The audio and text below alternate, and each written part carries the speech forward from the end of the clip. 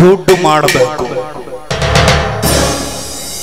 ಇವತ್ತು ದುಡ್ಡಿದ್ದವಂದ ಈ ದುನಿಯಾ ಐತಿ.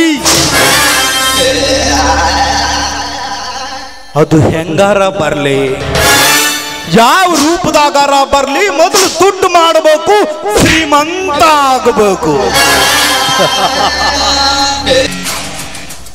ನಾವು ಸಿಗರೇಟ್ ಫ್ಯಾಕ್ಟರಿ ಕಟ್ತೀವಿ, ನೀವು ಸೇರ್ತೀರಿ, ಸಾಯ್ತೀರಿ, ನಾವು ಶ್ರೀಮಂತ ಆಗ್ತೀವಿ. ಗುಟ್ಕಾ ತಂಬಾಕಿನ ಫ್ಯಾಕ್ಟರಿ ಕಟ್ತೀವಿ, ನೀವು ತಿಂತೀರಿ, ಸಾಯ್ತೀರಿ, ನಾವು ಶ್ರೀಮಂತರಾಗ್ತೀವಿ. ಹಾದಿ ಬೀದಿಯಲ್ಲೊಂದು ಒಂದೊಂದು ಬಾರ್ ಶಾಪ್ಗಳನ್ನ ತೆಗಿತೀವಿ, ನೀವು ಕುಡಿತೀರಿ, ಕುಡಿದು ಕುಡಿದು ಕೊನೆಗೊಂದಿನ ಸತ್ತು ಹೋಗ್ತೀರಿ, ನಾವು ಶ್ರೀಮಂತರಾಗ್ತೀವಿ. ಆದ್ರ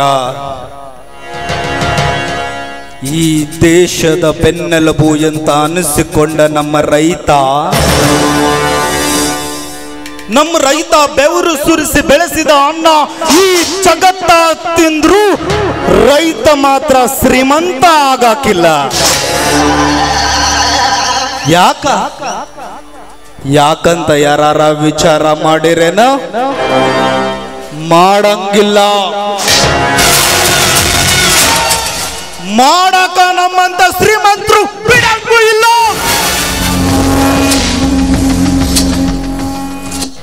ಸಾಲ ಸೂಲ ಮಾಡ್ತೀರಿ, ಬೀಜ ಗೊಬ್ಬರ ತಂದು ಭೂಮಿಯಾಗಿಡ್ತೀರಿ,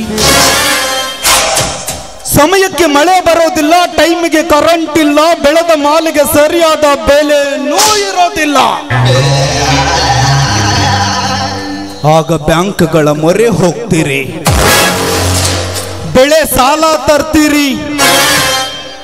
ಸರ್ಕಾರದವರು ನಮ್ಮ ಸಾಲ ಮನ್ನಾ ಮಾಡ್ತಾರ ಅಂತ ಕಣ್ಣು ಬಡ್ಕೊಂತ ದಾರಿ ಕಾಯ್ಕೊಂತ ಕುಂದಿರ್ತೀರಿ.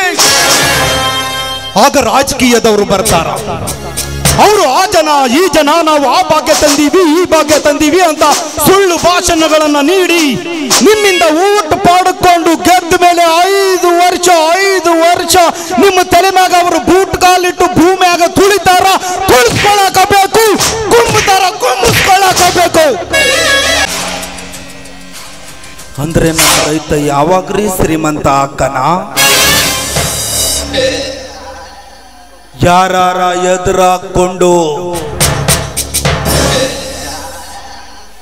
ಭಾಷಣ ಮಾಡಿ ಸ್ಟ್ರೈಕು ಹೋರಾಟ ಅಂತ ನನ್ನ ಮಗ ಆದ್ರೂ ರೋಡಿಗೆ ಬಂದ್ರ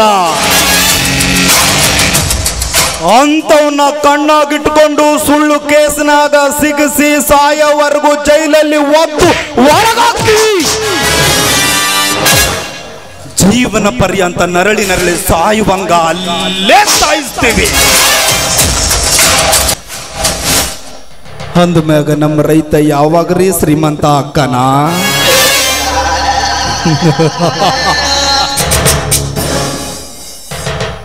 ಇದು ಕಲಿಯುಗ ಐತಿ.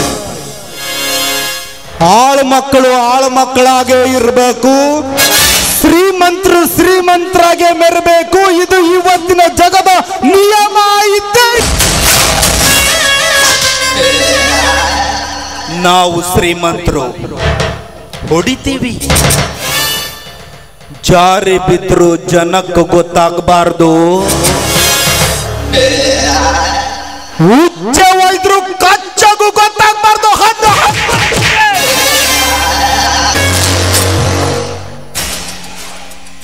ನಾವು ಶ್ರೀಮಂತರಿದ್ದೀವಿ, ನಮಗ ಕುಡಿಯಾಕ ಹೆಂಡ ಬೇಕು,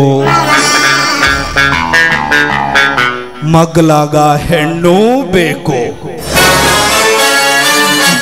ಇದು ಕಲಿಯುಗ ಐತಿ.